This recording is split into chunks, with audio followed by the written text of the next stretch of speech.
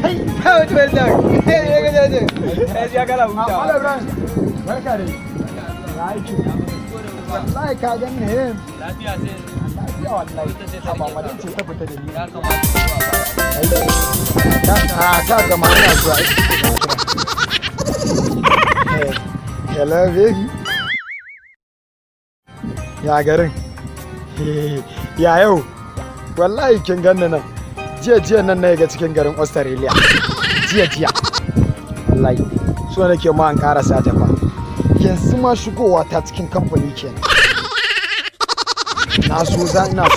huta za a kunna min AC in huta haba ke da kin sani ai ba a rayuwa irin ta wannan yanzu rayuwa ake cikin normal ai ina samun kuma ke da wannan da fadi na ga bangare da kai ina goma ta wallahi wani abokinmu ne zo wuce bala ne ba su ne ba raban danganin ragoma ma ni ai na manta nan harkar dala ko muke kai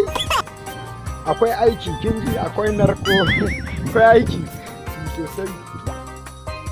ya cin ta kuma muna aiki kuma ka zo kuma ka tsaya kana waya da Allah ce wani bai kake wallahi wannan kai